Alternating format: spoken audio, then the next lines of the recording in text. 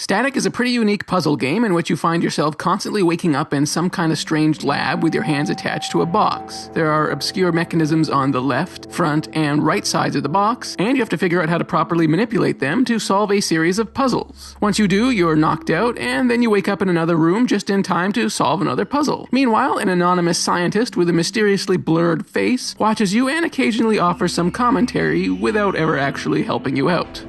Just keep your energy up, and let's see if we can't squeeze a bit more out of those old brain cells, eh?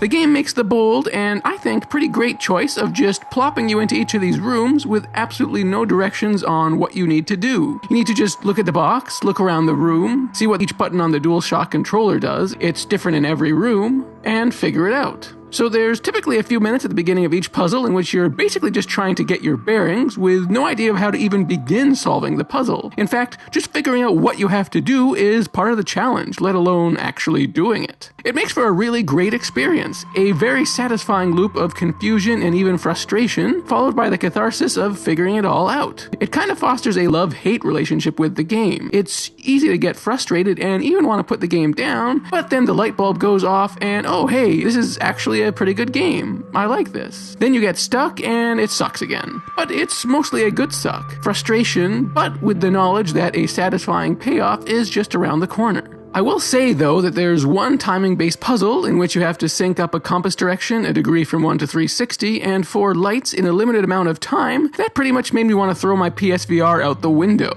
This probably won't be a big deal for most people, but I can never remember which one is east and which one is west without saying never eat shredded wheat. So forget Super Meat Boy or Dark Souls, this was the most intense challenge I can remember from a video game in quite a while.